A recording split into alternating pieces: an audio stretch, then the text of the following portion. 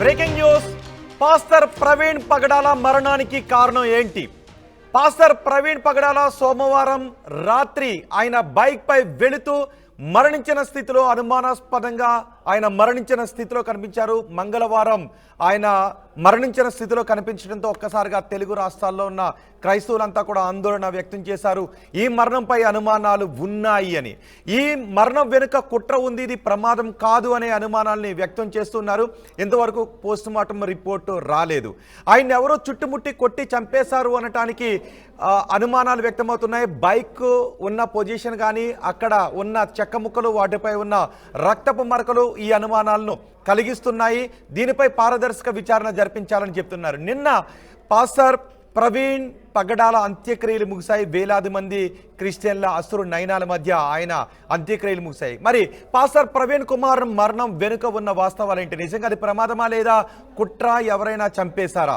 మనకి ఈ విషయంపై మాట్లాడటానికి కేఏ పాల్ మనకు అందుబాటులో ఉన్నారు. కేఏ పాల్ తొలి నుంచి డిమాండ్ చేస్తున్నారు, ఈ మరణంపై అనుమానాలు ఉన్నాయి, వాటిని నిగ్గు తేల్చండి అని డిమాండ్ చేస్తున్నారు. కేఏ పాల్ మనకు అందుబాటులో ఉన్నారు. కేఏ పాల్ గారు నమస్తే.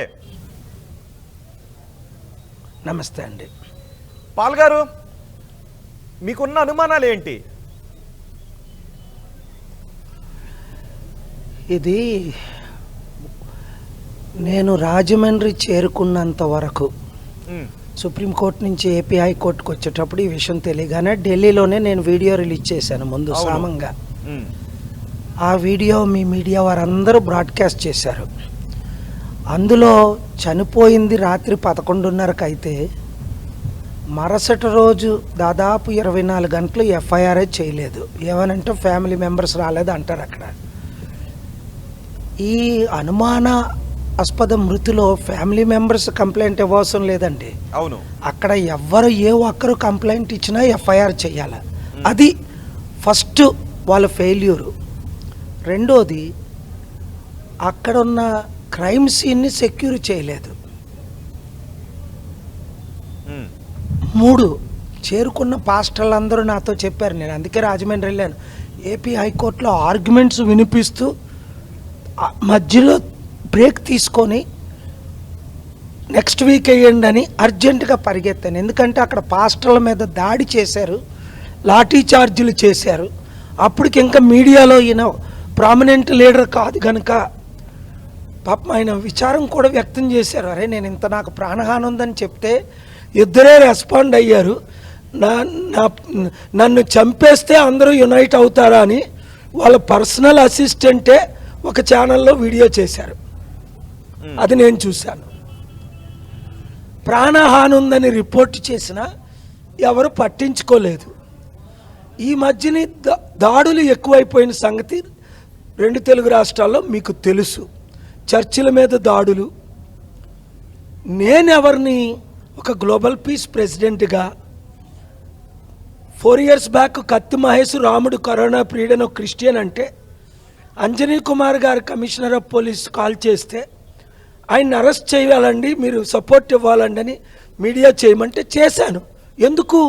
అంజనీ కుమార్ గారు ఒక పీస్ అంబాసిడర్గా నాకు పరిచయం 25 years నుంచి 30 years నుంచి. ఒక మంచి పోలీస్ డీజీపీ ఆయన అవినీతి చేయరు. ఒక క్రిస్టియన్ రాముడిని తిట్టినప్పుడు, రాముడు కరోనా పీరియడ్ అన్నప్పుడు ఒక మాట అన్నందుకు ఆయన్ని నేను అరెస్ట్ చేయించానే. ఒక పాస్టర్ టెర్రీ జోన్స్ నేను ఖురాన్ బర్నింగ్ చేస్తానన్నప్పుడు 2011లో అది కాదు పాల్ గారు, ఆయన్ని నేను తప్పించి అరెస్ట్ చేయించానే. మరి ప్రవీణ్ పగడాల హత్య జరిగిందని వేల మంది చెప్పినప్పుడు, ఇప్పుడు మీ ఛానల్ లైవ్ ఇచ్చింది, 22 ప్రశ్నలు అని అడిగాను. కరెక్ట్, అడిగాం. ఆ 22 ప్రశ్నలకు ఆ 22 ప్రశ్నలు మీరు మరలా రిపీట్ చేయండి ఒక 5 నిమిషాల్లో. ఆ 22 ప్రశ్నలకు జవాబు రాకపోతే ఓకే పాల్ గారు, ఇక్కడ నేను 48 గంటల్లో నేనేం చేయబోతున్నానో చెప్తాను. ఓకే, మీరు ఓకే ఒక్కసారి వాడి దగ్గరికి వద్దాం. కానీ అంటే ఇది ఒక భావోద్వేగమైనటువంటి సందర్భం అక్కడ చోటు చేసుకుంది. హత్య అంటానికి కొన్ని అనుమానాలు కనబడుతూ ఉన్నాయి, కానీ హత్య అంటానికి ఆధారాలు లేవు. అలాంటి సందర్భంలో పోలీసులు విచారణ ఏదో తొందరగా తొడతొక్కుడుగా చేసి ఒక్కొక్క స్టేట్మెంట్ ఇస్తే గందరగోళానికి దారితీసే అవకాశం ఉంటుంది. సో ఇక్కడ పోస్ట్ మార్టం రిపోర్ట్ కీలకం, సీన్ ఆఫ్ అఫెన్స్లో ఉన్న ప్రతిదీ కూడా కీలకం. సో ఆ రిపోర్ట్ వచ్చేంత వరకు మనం చూడాలా, కొంచెం బాధ్యతాయుతంగా ఉండాలా, లేదు అంటే చంపేశారు అనేది అనుమానం కాబట్టి చంపేశారు అన్నదాన్నే ముందుకు తీసుకెళ్ళాలి. ఆ భావోద్వేగాన్ని ఇంకా కొంచెం ఎగ్జాగరేట్ చేస్తున్నారు అనే కొన్ని మాటలు వినబడుతున్నాయి. అది రాజమండ్రి ఎస్పీ గారు వాళ్ళ పోలీస్ బృందం తప్పండి. వచ్చిన పాస్టర్లు 1000 మంది లాఠీ చార్జ్ చేయడం ఎందుకు? కరెక్ట్, ఓకే, దానికి జవాబు చెప్పండి మీరు. అవును, నువ్వు బందోబస్తు చేయి. పోస్ట్ మార్టం రిపోర్టు ఇంతవరకు ఆలస్యం చేయడం ప్రిలిమినరీ పోస్ట్ మార్టం. నేను బాడీని చూశాను, కత్తిపోట్లు, కర్రపోట్లు, కర్రతో కొట్టినా గాయాలు పడతాయి. ఇలాగా ఒక 10 స్పాట్లు. ఆ ఫోటో రిలీజ్ చేయమండి. ఫేస్ ది కాదు, కేపాల్ గారు చాలా కీలకం. కేపాల్ గారు ఇప్పుడు మీరు మాట్లాడింది చాలా కీలకం. కేపాల్ గారు ఇప్పుడు మీరు మాట్లాడింది చాలా కీలకం. ఆయన ముఖంపై రక్తపు మరకలు ఉన్నాయి, ముఖం అంతా కూడా రక్తపు మడుగులో ఉంది, పెదాలు వాచిపోయినాయి. నిజంగా చూస్తూ ఉంటే మామూలు సామాన్యులు ఎవరికైనా ఎవరు కొట్టి చంపారనే అనుమానమే వ్యక్తమవుతుంది. కానీ మీరు చూశారు కాబట్టి అంటే ముఖం మీద కత్తిపోట్లు ఉన్నాయండి. ఇదిగోండి 1, 2, 3 ఇక్కడ గాయాలు 4. ఇవి యాక్సిడెంట్ అయితే నేను కొన్ని 100 యాక్సిడెంట్లు చూశాను. ఎక్కడ యాక్సిడెంట్ జరిగినా నేను ఆగిపోతాను, వెంటనే వారిని కాపాడడానికి ప్రయత్నిస్తాను. ఇండియాలో చేశాను, మెక్సికోలో చేశాను, అమెరికాలో చేశాను, ప్రపంచమంతా. నైజీరియా 2001లో ఒకరిని చంపేస్తుంటే ఆపాను. 5000 మంది ప్రోటోకాల్ ఉంటుండగా ఆపి ఆయనకి న్యాయం చేసి ఆయన్ని కాపాడాను, రక్షించాను, ట్రీట్మెంట్ చేయించాను. 2001 నవంబర్ 3ని అక్కడ డీజీపీ నాతో ఉన్నాడు. నేను ప్రోటోకాల్, నన్ను తీసుకెళ్తున్నారు ఒక 500 వెహికల్స్తో. సో యాక్సిడెంట్లు చాలా చూశాను. ఆ నైజీరియాలో జరిగినట్టే కొడుతున్నారు ఆయన్ని. ఆ తర్వాత ఆయన రక్షించాను, కాపాడాను, ట్రైనింగ్ సెంటర్కి పంపాను. ఇప్పుడు ఆయన ఒక పెద్ద లీడర్ అక్కడ నైజీరియాలో. ఇక్కడ ఇది యాక్సిడెంట్ అయితే బుర్ర పగిలిపోయో, రక్తం కిందన పడిపోయో, హెల్మెట్కి ఏమవలా, బాడీ కిందన ఉంది. ఎక్కడైనా బాడీ పైన వెహికల్ ఉంటుందా? ఇది పోలీసులు తీసిన పిక్చర్. అది చాలా బాడీ కింద వెహికల్ పైన ఉంటుందా? అవునవును. ఇది ఎక్కడండి? ఆ బైక్ పడిన తీరు చాలా ముఖం మీద కర్రతో కొడితే ఉంటుంది చూడండి, కత్తితో పొడిస్తూ ఉంటుంది, బ్లేడ్తో పొడిస్తే ఇలాంటి గాయాలు ఉంటాయి, కర్రతో పొడిస్తే ఉంటాయి, కర్రతో కొడితే. కానీ యాక్సిడెంట్ అయితే ఇక్కడ ఇక్కడ ఇక్కడ ఇక్కడ ఇక్కడ గాయాలుండి, బైకు ఆయన మీద ఉండి, 1 కాదు 22 ప్రశ్నలు వేసాను, మీరు వినండి. ఇంకా చాలా ప్రశ్నలు ఉన్నాయి. అందుకే చంద్రబాబు నాయుడు గారు ఆయన నేను హర్షిస్తున్నా. ఎందుకంటే దాన్ని ఏమంటారు, అప్రిషియేట్ చేస్తున్నా. డీజీపీ చేసి మీరు అన్ని కోణాల్లో ఎంక్వైరీ చెయ్యండి. ఎందుకంటే ఇది ఇంటర్నేషనల్ ఇష్యూ. ఇప్పుడు నేను చేరాను కనుక నేను వెళ్ళేంత వరకు ఇష్యూ కాదు ఇది. నేను మాట్లాడినంత వరకు ఎవరు పట్టించుకోలేదు, కుటుంబమే వెళ్ళలేదు, అక్కడున్న పాస్టర్లు తప్ప. రాత్రి 11:30 నుంచి ఉదయం 8:30 దాకా ఎవరు వెళ్ళారు? ఎందుకు వెళ్ళలేదు? అది రోడ్డు మీద జరిగితే సీసీటీవీ కెమెరా ఫుటేజ్, కొవ్వూరు ముందున్న ఫుటేజ్ ఏది? అవి ప్రొటెక్ట్ చేయాలి కదా. అంటే అక్కడికి వెళ్ళిన తర్వాత కరెక్ట్, ఆ బైక్ క్రాస్ చేస్తున్న వీడియో ఉంది. తొలుత ఓన్లీ లారీని క్రాస్ చేస్తుంది వచ్చింది. ఆ బైక్ ఆయనదేనా అనుమానాలు. అది ఆయనే నడుపుతున్నారా? ఫేస్ కనబట్టలేదు. మరి హెడ్ లైట్స్ ఎందుకు పగిలిపోయింది? వారు చూపించింది. అంటే యాక్సిడెంట్ అయిన తర్వాత హెడ్ లైన్ పగిలిపోయిన తర్వాత ఆయన డ్రైవ్ చేశారా? లేదా టోల్ ప్లాజా ముందే టోల్ ప్లాజా దగ్గరకు వచ్చేసరికి హెడ్ లైట్ వెలగట్లేదు. ఒకవేళ అంతకు ముందే ఆయనపై ఏదైనా దాడి జరుగుతుంటే ఆయన టోల్ ప్లాజా దగ్గరకు వెళ్ళి రక్షణ అడుగుండి ఉండొచ్చు, కానీ అది కూడా జరగలేదు. అందుకనే ఆయన్ని హత్య చేస్తామని ఆయన జనవరి 31ని ఒక వ్యక్తి మీద పోస్ట్ పెట్టారు, నన్ను హత్య చేస్తానంటున్నారని.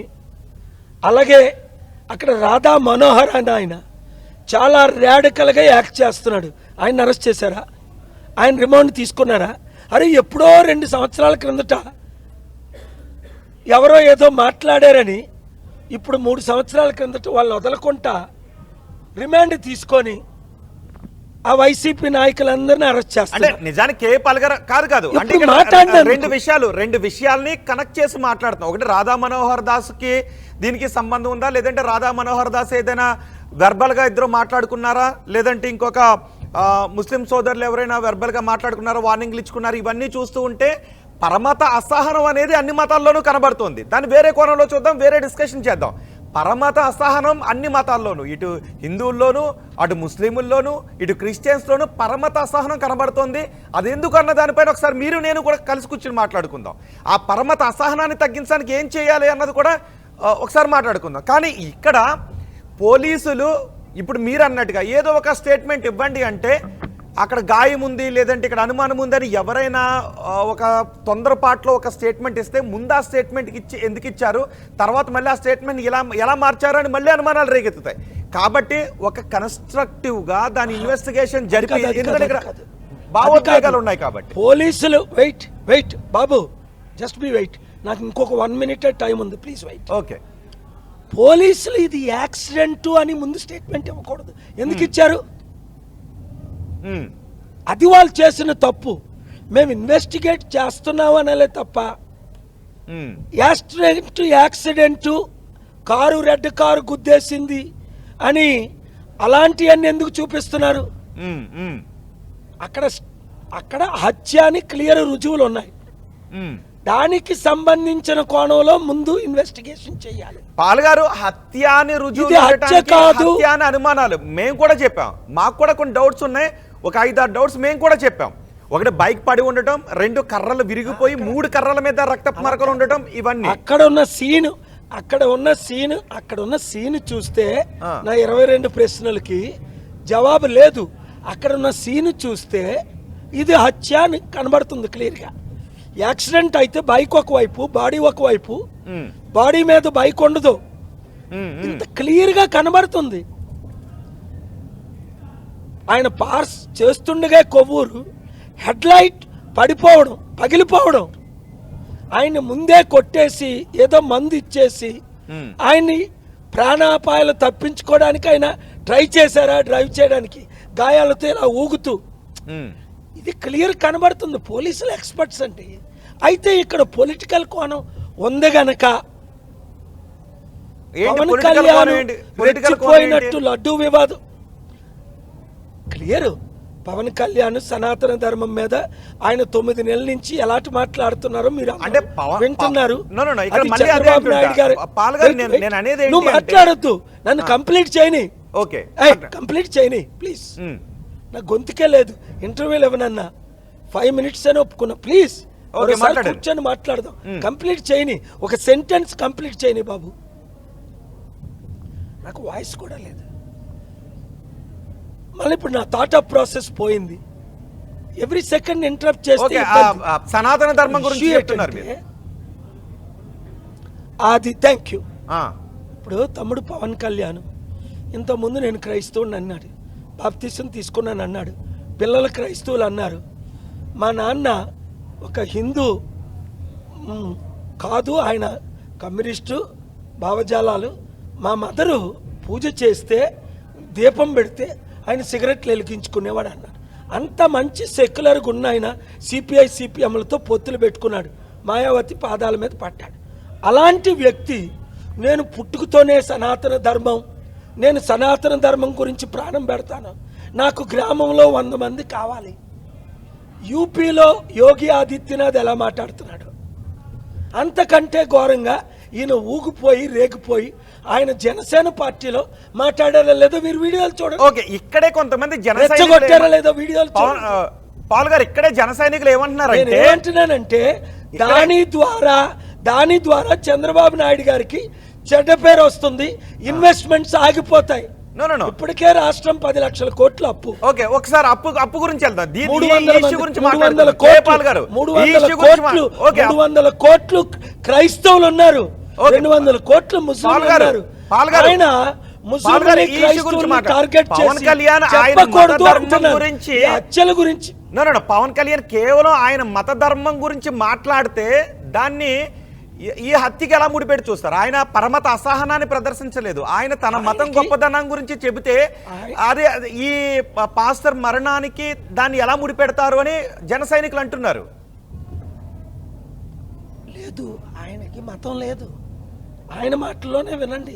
30 సంవత్సరాలు ఓకే, ఆయనకి గతంలో లేదు, ఇప్పుడు ఆయనకి ఆయన మత ధర్మం గురించి మాట్లాడుకుంటూ ఉంటే ఆయన మాటల ద్వారా వెయిట్, ఆయన మాటలు ఉండు బాబు, ప్రశ్న చిన్నది ఉంటుంది, ఆన్సర్ ఎక్కువ ఉంటుంది. నువ్వు 20 ప్రశ్నలు వేయొద్దు, ఇదే లాస్ట్ ఆన్సర్.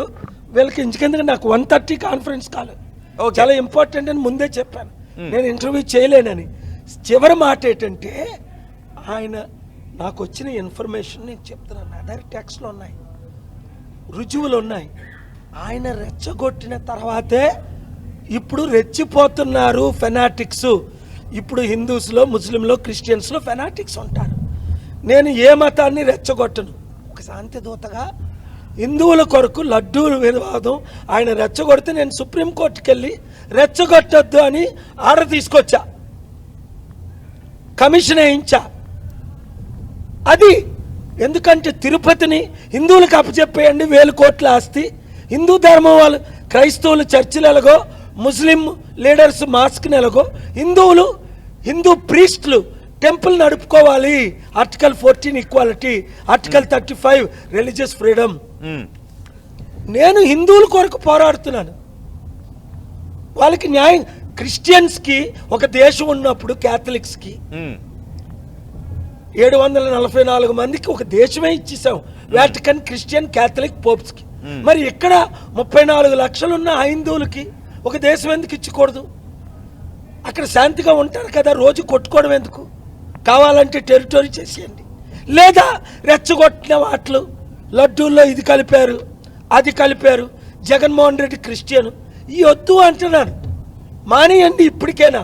లేదా 2 తెలుగు రాష్ట్రాలు అగ్నిగుండం అయిపోతాయని ఒక రాజమండ్రి అమలాపురం ఎక్స్ఎంపీ అన్నాడు. నేను ఒక శాంతి దూతగా ఆయన కూడా తిట్టాను ఆ ఎక్స్ఎంపీని. ఓకే, హర్ష్ కుమార్ ఏమన్నా అగ్నిగుండం అవుతుంది అంటావేటని పోలీసుల ముందు వార్నింగ్ ఇచ్చా, షట్ యువర్ మౌత్ అని.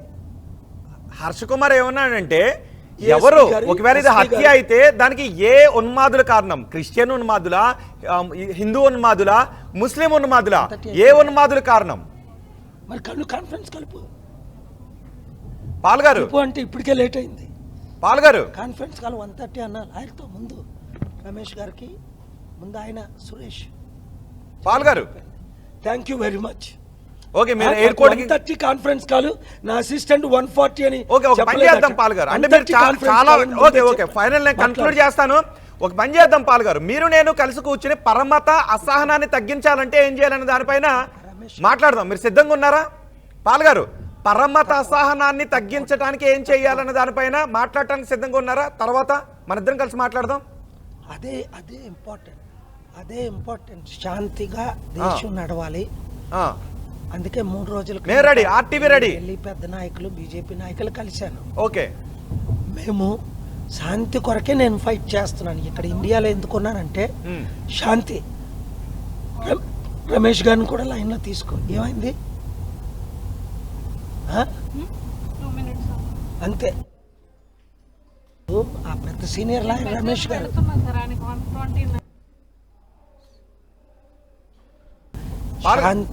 శాంతి అని హిందువులు ఓం శాంతి అంటారు, ముస్లిమ్స్ పీస్ బి అంటారు, ఇస్రాయలీస్, జ్యూస్, క్రిస్టియన్స్ జేసు ప్రభు ఏమన్నారంటే ఏకైక రక్షణ, ఐ గివ్ మై పీస్ అంటూ యూ అన్నారు. శాంతి రిలీజియస్ లీడర్స్ అందరూ కోరుకుంటున్నారు. దీన్ని పొలిటికల్ అజెండా కొరకు యూపీలో ఎందుకు 40 మంది ఎంపీలు ఓడిపోయారు? ఆయన యోగి ఆదిత్యనాథ్ రాడికలైజ్ చేసినందుకు సెక్యులర్ లీడర్ అఖిలేష్ని గెలిపించారు. పొలిటిసైజ్ చెయ్యొద్దు, ఎవరి ధర్మాన్ని వాళ్ళు గౌరవించుకోవాలి, అదే ఇతర ధర్మాలని గౌరవించాలి. యేసు ప్రభు తప్ప వేరొక రక్షకుడు లేనని నా నమ్మకం నేను ప్రకటించుకుంటాను. నేను ఎప్పుడైనా రాముణ్ణి కృష్ణుని రాముని బుద్ధుని తిట్టానా? లేదు. ఎవరైనా తిడితే నేను సహించానా? లేదు. మహేష్ లాంటి వాళ్ళని నేను ఎందుకు అరెస్ట్ చేయించాను? కొంతమంది హిందువులు క్రైస్తవ నాయకులందరికీ నేను చెప్తున్నాను, మహావిష్ణువుని వెంకటేశ్వర స్వామిని తిట్టుకుంటున్నారు. మరి ఈ పరమత అసహనం తొలగించడానికి ఏం చేయాలి? అవి దాడులకు కారణమవుతున్నాయని అంటూ ఉన్నారుగా. thou shall not, బైబిల్లోనే ఉంది, ఇతర దేవతలను దూషించకండి. చెప్పండి, యేసు ప్రభు ఏకైక రక్షకుడు ఎలాగో 2000 సంవత్సరాల కిందట ఎలాగొచ్చి చనిపోయారు. సర్వ పాప తద్రక్తం పరమాత్మైన పుణ్యదానం. ఇది యేసు ప్రభు గురించి చెప్పుకోండి. Article 19 freedom of speech, article 35 religious freedom, article 21 right to life, article 14 అందరికీ ఈక్వాలిటీ. ఎవరిని తిట్టకండి. క్రైస్తవ నాయకులు ఇతరులు తిట్టకూడదు, ఇతర దేవతలను దూషించకూడదు. అలాగే హిందూస్ చర్చిలు. ఇప్పుడు పవన్ కళ్యాణ్ మీద ఎందుకు అందరికీ కోపం అంటే, ఫిబ్రవరి 10ని ఆయన ఒక లెటర్ రిలీజ్ చేశాడు ఆంధ్రాలో అఫీషియల్ గా 26 జిల్లాలకి. ప్రతి మండలంలో ఎన్ని చర్చిలు ఉన్నాయో తెలుసుకోండి అని. దాన్ని నేను ఖండించాను. మళ్ళీ మార్చి 5న ఆయన తప్పు అయిపోయిందని విత్డ్రా చేసుకున్నాడు. మరి ప్రతి మండలంలో ఎన్ని చర్చిలు ఉన్నాయన్నప్పుడు, ఎన్ని మందిరాలు ఉన్నాయి, ఎన్ని మాస్కులు ఉన్నాయని అంటే, ఆయన ఓఎస్డి కే ఆనంద్ అంటే ఈ గొడవలు లేకపోను. ఆయన ఏదో చేసుకెళ్ళిపోతున్నాడు, ఏదో మాట్లాడుకొని వెళ్ళిపోతున్నాడు. ఓకే, కే పాల్ గారు సక్సెస్ అవ్వడు అంటే జీరో అయిపోయాడు. మీరు విశ్వశాంతి కోసం ప్రయత్నించినటువంటి వ్యక్తి, విశ్వశాంతి కోసం యుద్ధాలని ఆపి ఒక శాంతి మార్గాన్ని చూపించాలని మీరు ఎంతో పోరాటం చేశారు. నిజంగా ప్రపంచం మిమ్మల్ని గుర్తించింది. కానీ ఇలాంటి సమయంలో అలాంటి వ్యక్తిగా ఉన్న మీరు ఇలాంటి సమయంలో పోస్ట్ మార్టం రిపోర్టు, ఇన్వెస్టిగేషన్ త్వరితగతిన రప్పించండి అని ఆ వచ్చే కొన్ని గంటలు వేచి చూస్తే బాగుంటుందా? మీరు కూడా కొన్ని రెచ్చగొట్టే వ్యాఖ్యలు చేస్తున్నారు అని కొన్ని విమర్శలు వస్తూ ఉన్నాయి. లేదు లేదు, అవినీతి జరిగినప్పుడు ఎత్తి చూపించా. డొనాల్డ్ ట్రంప్ నా శిష్యుడు. క్యాంపెయిన్ చేశాను 2016లో, 94 నుంచి నా మీటింగ్లో అటెండ్ అయ్యా. కానీ ఆయన ఇండియా వచ్చినప్పుడు 2020 ఫిబ్రవరి 24 దాడులు జరిగినప్పుడు ఖండించినందుకు బైడెన్కు మద్దతు ఇచ్చా. 3 రాష్ట్రాల్లో స్వింగ్ స్టేట్లో ఓడించి 44,000 ఓట్లలో 3 రాష్ట్రాలు పెన్సిల్వేనియా, మిచిగన్, విస్కాన్ 2016లో గెలిపించింది. 2020లో ఓడించినప్పుడు ఇప్పుడు ఆయన సరెండర్ అయ్యి సత్యాన్ని తెలుసుకొని కాంప్రమైజ్. ఎందుకు ఆయన నేను ఖండించాను? నా బుక్ చదవండి, save America and the world from Trump అని. క్రిస్టియన్ అయినా, బైడెన్ క్యాథలిక్, క్రిస్టియన్ కాదు. ఒక క్యాథలిక్ ని గెలిపించాను కానీ ఒక క్రిస్టియన్ ని ఖండించాను. 260 కోట్ల మంది క్రైస్తవులు నాతో అప్సెట్ అయ్యారు, కానీ దేవుడు గెలిచాడు, సత్యం గెలిచింది. నేను ఇక్కడేమంటున్నానంటే, ఒక ప్రపంచ శాంతి దూతగా రెచ్చగొట్టే మాటలు ఆడినప్పుడు అది తప్పు. పోలీసులు రాజమండ్రిలో దైవజనుల్ని లాఠీ చార్జ్ చేసినప్పుడు అది తప్పు. ఇన్వెస్టిగేషన్ చేయకుండా ఇది యాక్సిడెంట్ అని చూపించడం తప్పు. యాక్సిడెంట్ అని చూపించడం తప్పు. మిస్లీడింగ్ ఇన్ఫర్మేషన్ ఇవ్వడం తప్పు. పవన్ కళ్యాణ్ అలా మాట్లాడకూడదని తమ్ముడిని నేను అడుగుతున్నా సామంగా. ఓకే, ఇక్కడ పోస్ట్ మార్టం రిపోర్ట్ రావడం నేను దూషించానా? ఓకే, పిచ్చి పిచ్చి వాగుడు వాగితే ప్రజలు రెచ్చిపోతారు. శాంతిగా మాట్లాడు. నేను ఎలా మాట్లాడుతున్నాను అలా మాట్లాడు. మీ బట్టలు పీకేస్తాం, నిక్కడిగా నడిపిస్తాం, చంపేస్తాం, సనాతన ధర్మం కొరకు చచ్చిపోతాను, 100 మంది నాకు చచ్చిపోయిన వద్దు, ఈ మాటలొద్దు. అంటే వేరే మతస్థుల మీద దాడి చేయండి అని పవన్ కళ్యాణ్ ఎక్కడ అనలేదుగా. అన్నారు అని పోర్ట్రేట్ చేసే విధంగా మీలాంటి వాళ్ళు మాట్లాడటం కరెక్టేనా? ఆయన లడ్డూ వివాదంలో కానీ జనసేన మీటింగ్లో కానీ అన్ని రెచ్చగొట్టిన మాట్లాడారండి. ఆయన్ని గెలిపించిన వర్మానే వాళ్ళ పిల్లే సరికదా, ఆ వర్మాని అన్నయ్య మాట్లాడాడు. అవి రాజకీయాలు, అది వద్దు, అది వద్దు. అందరినీ రాజకీయాలతో ఎందుకు ముడి పెడుతున్నారు? ఈ ప్రవీణ్ పగడాల పోస్ట్ మార్టం రిపోర్ట్ రావాలి, త్వరగా రావాలి, ఇన్వెస్టిగేషన్ త్వరగా కంప్లీట్ కావాలి. 10 నిమిషాల వ్యవధిలో కార్లెన్ని కాదు, నేను ఎందుకు అంటున్నానంటే ఇది మణిపూర్లో ముందు ఒక హత్య జరిగింది, తర్వాత 10 హత్యలు, తర్వాత లక్షల మంది కనిపించట్లు, 1000 హత్యలు, నెకెడ్ క్రిస్టియన్స్ అందరినీ నెకెడ్ చేసి చర్చిలు 1000 కూల్చేశారు. అదే చేశాడు పవన్ కళ్యాణ్. ఎన్ని చర్చిలు ఉన్నాయని లెటర్ ఎందుకు పంపాడు? బాహ్యంగా ఆయన క్షమాపణ చెప్పాలా వద్దా? నువ్వు చర్చిలు ఎన్ని ఉన్నాయి లెక్క పెట్టమని అఫీషియల్గా ఒక డిప్యూటీ సీఎంగా ఆయన ఓఎస్డి కే ఆనంద్ ద్వారా ఫిబ్రవరి 10, 2025లో ఎందుకు లెటర్ పంపాడు? మళ్ళా అది తప్పు అయిందని మార్చి 5లో 2025 రోజుల్లో ఎందుకు విత్డ్రా చేసుకున్నారు? అదే లెటర్లో ఎన్ని ముస్లిం మాస్కులు ఉన్నాయి, ఎన్ని మందిరాలు ఉన్నాయి ఇల్లీగల్గా, అంటే గొడవ లేకపోను కదా. ఆయన విధి విధానాలు మాకు హిందీ భాష రుద్దకండి అని అన్నాడు ఆయనే. ఆ వీడియోలు చూడండి. ఇప్పుడు మనకి హిందీ భాష ఎందుకు వద్దు? వాళ్ళు డబ్బులు కావాలా? ఈ రెచ్చగొట్టు అంటారు. అందుకనే స్టాలిన్, కేజ్రీవాల్, ఇక్కడ రేవంత్ రెడ్డి, ఆ విషయంలో కేసీఆర్, కేటీఆర్ దేశం అంతా ఒకటైపోయింది. మేము హిందీ భాష, నేను మాట్లాడతా హిందీని, కానీ నా మాతృభాష తెలుగు. మన మాతృభాషల్ని తీసేసి 1 nation, 1 language, 1 poll, 1 dictator, 1 party, ఈ అజెండాని నేను ఫైట్ చేస్తున్నాను, పొలిటికల్ అజెండాని. ఓకే, పొలిటికల్ అజెండా మీద మీరు ఖచ్చితంగా ఫైట్ చేయాలి.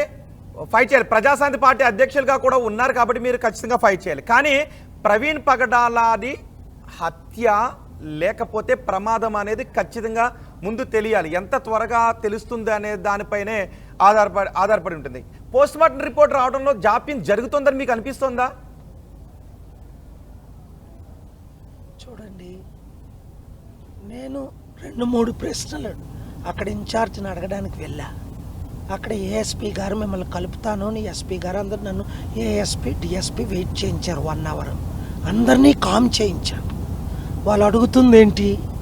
ఇది హత్య, 5000 మంది, మీరే న్యాయం చేయాలని. మీ వీడియోలు చూడండి, 1000 మంది ఎలాగడిగారు. నేను అడుగుతాను ప్రశ్నలు, మీరు నోరు మూసుకొని ఉండండి అని అందరినీ శాంతి పరిచి వచ్చాను. నన్ను 1 అవర్ వెయిట్ చేయించారు.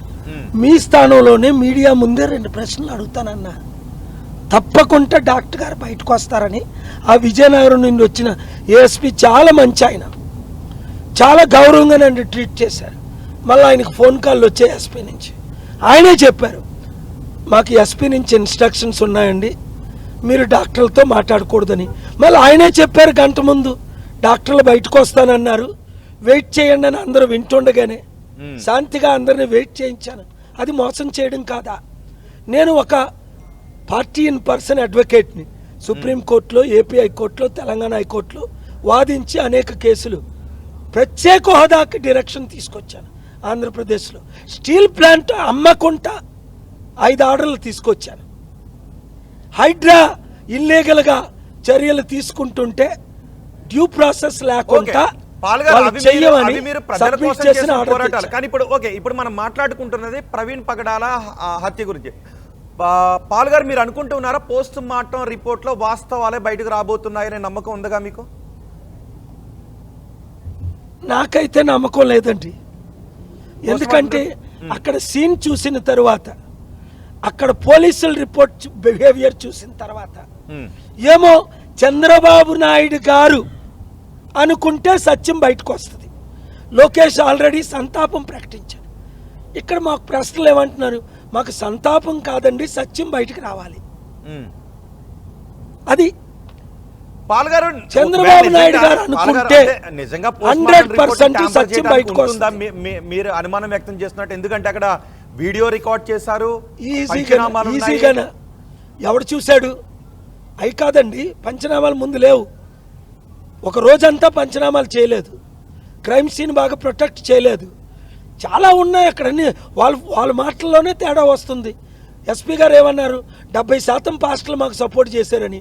5000 మంది పాస్టర్లో ఒక్కరు కూడా డెడ్ బాడీని తీసుకెళ్ళొద్దు అన్నారు. 5000 మంది కూడా. అక్కడ మాకు పోస్ట్ మార్టం రిపోర్ట్ ఏంటి? ఇది హత్య. ప్రిలిమినరీ పోస్ట్ మార్టంలో రిపోర్ట్ వస్తుందండి, తెలిసిపోద్ది వెంటనే. ఓకే, దానికి 24 గంటలు 48 గంటలు వెయిట్ చేయవచ్చు. ఏమని? ఈ గాల్పులు ఎలాగొచ్చాయి అది అక్కడ అనౌన్స్ చేసి ఉంటే ప్రిలిమినరీ రిపోర్ట్, ఫైనల్ రిపోర్ట్ కాదు. ఓకే, ఛార్జ్ షీట్ ఉంటుంది, ఫైనల్ ఛార్జ్ షీట్ ఉంటుంది. అవును. అదేవి చేయకుండా లాఠీ ఛార్జీలు చేసి అంబులెన్స్ని ఎలా తీసుకెళ్లారో చూడండి. కనీసం 5,000 మందిలో 5గురిని కనీసం మృతదేహం చూడకుండా తీసుకెళ్లిపోయారు. Thank you very much. మరలా మాట్లాడదాం.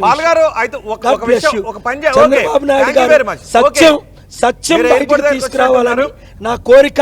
లేదంటే దేశ విదేశాల్లో ఈ పరమత అసహనం గురించి కంప్లీట్ డిబేట్ చేద్దాం. మీరు ఎప్పుడు వస్తారో చెప్పండి. వీళ్ళని బట్టి టైం. మొన్నేమో హైదరాబాద్లో ఉన్నాను, మొన్న నైట్ ఢిల్లీ, అటు మొన్న విజయవాడ, రాజమండ్రి, రాత్రి హైదరాబాద్, ఇప్పుడు ఇంకొక నిన్న funeral. So I don't have the time, but when I have I will let you know. So శాంతి కోసం మీరు ఆ మాత్రం కృషి చేస్తాను అంటున్నారు కాబట్టి పరమత అసహనం పెరుగుతోందని మీరు అన్నారు కాబట్టి ఓకే. ఇప్పుడు మీరు తప్పకుండా వస్తాను, తప్పకుండా డిబేట్ చేద్దాం, లేదా మిమ్మల్ని ఆఫీస్కి పిలిపించి లైవ్ చేద్దాం తప్పకుండా. ఓకే, మీరు నేను మాట్లాడదాం ఈ విషయాలు. మీరు పాయింట్స్ ప్రశ్నలు రెడీ చేసుకోండి. Thank you. ఓకే, ఈ రోజు మీరు ఏమైనా పోలీసులతో మాట్లాడారా? ఈ రోజు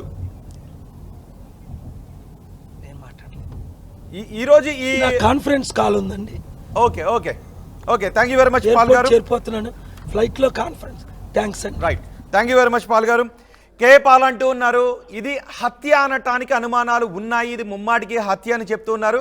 కానీ పోస్ట్ మార్టం రిపోర్ట్ మాత్రం రావడంలో ఇంకా జాప్యం జరుగుతుంది. సరిగ్గా ఇక్కడే చాలా అనుమానాలు వ్యక్తమవుతున్నాయి. నిజానికి ప్రవీణ్ పగడాల మరణం వెనుక ఏం జరిగింది? పోలీసులు చెప్తూ ఉన్నారు ఆయన బైక్ వచ్చినప్పుడు ఇటువైపు నుంచి ఒక లారీ వెళ్తూ ఉంది, అటువైపు నుంచి ఒక కారు అటు పాస్ అయింది.